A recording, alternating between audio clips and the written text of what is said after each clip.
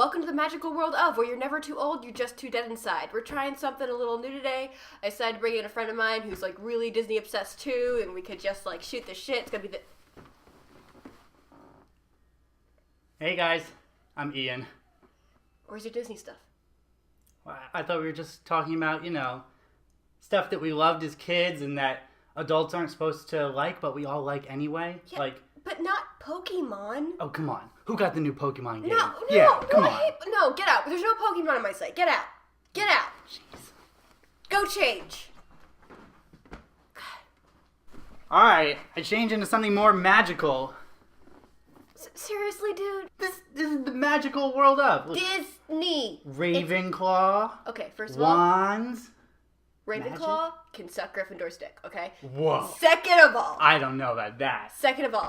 we're doing Disney today. It's a Disney shit show. I love Harry Potter. We're going to expand into Harry Potter eventually. Surprise. But today it's Disney. Get your shit together. Robus Transformus. I'm back. I got a cool, exciting princess hat. The show.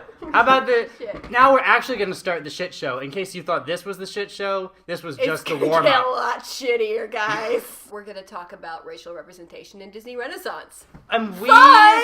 have so many opinions about this. I think we also usually talk about racial stuff in the easier Disney movies, like Dumbo, Peter Pan, Lady and the Tramp. That's just racist. It's like, I don't know art, but I know what I like. I don't know Peter Pan, but I know that's racist. We're going to start with the first one, Little Mermaid. Not Not really. much to say there. Not really much to say there. We do have a Jamaican who is a crab That's true. and is red. That was is voiced by a true. black man who That's then went on to play Mufasa in the original Broadway cast of Lion King. Fun fact for the day. Next on the list is Beauty and the Beast.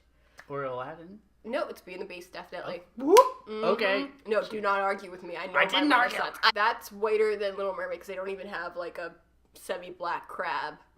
Then we got Aladdin. There we go. There's people of color.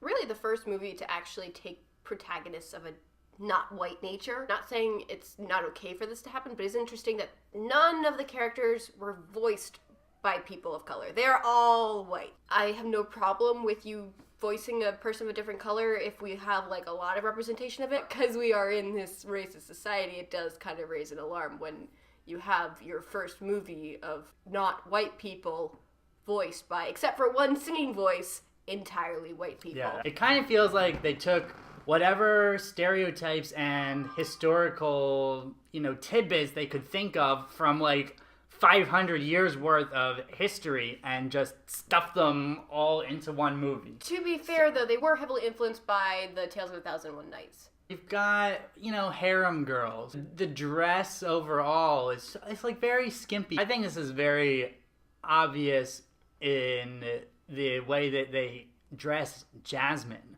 Because, okay, she is the Sultan's daughter. The Sultan's daughter does not go running around dressed in these skimpy outfits, people. You are clearly just taking this stereotype of an exotic Middle Eastern woman and making her look like that no matter what her actual role is in the movie. Do you happen to know what the typical Sultan's daughter would wear? It would be conservative because she would be an important person of state. It's definitely the romanticized Western for you. Exactly. Of this culture. But that being said, we're finally seeing a different culture besides Europe. The Lion King. King. There's no denying that they are animals. Yeah, they're However, literally don't have skin color. Well, animals do have skin Fur color. They color. just have fur You on can't top see of it. it. Yeah, it's fur well, color. Scar, but okay. No, okay. That we'll give you, but we'll get there. Take Lion King in the context of all sort of modern Western depictions of Africa. Western culture views Africa as this one big entity that they don't even really think about. That enables people to not really think about it critically or to dismiss, to humanize. And you can see this mostly, I think, in the scene after Simba talks to his father in the sky. And then he's like, oh, I have to go back home and save everyone. So he is literally in the middle of the jungle. Then he runs through the desert to then get back home to the savannah. Let me tell you, there is no place in Africa where you go from the jungle through the desert to then get to the savannah. It doesn't happen.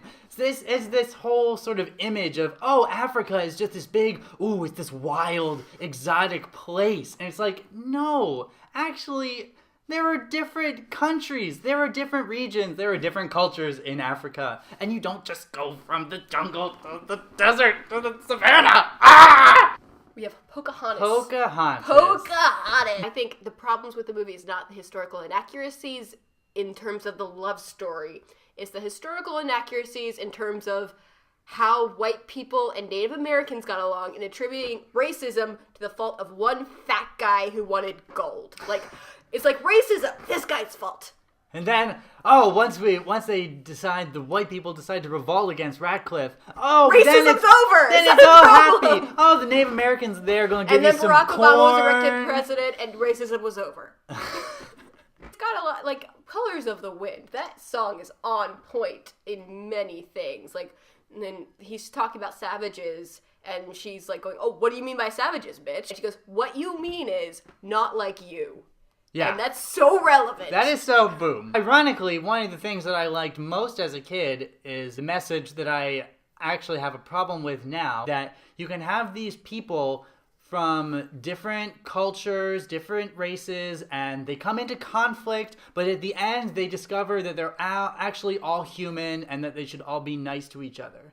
And you know what, Disney? That is a real nice story to tell to all the white little kids who are living in a continent that was stolen from the Native American people. After we massacred them, we took their land, we took their livelihoods, and now, oh yeah, we should be nice to each other. Well, that's so nice of you to say. And I like it when people, recognize humanity across difference. But there's a bit of historical revisionism. I liked that they had Pocahontas stay there to deal with the issues. It kind of did recognize that there's more work to be done. Hunchback of Notre Dame. Obviously, the plot of the movie actually revolves around race relations. It's much more historically accurate in that the white people wanted to kill everybody who wasn't white.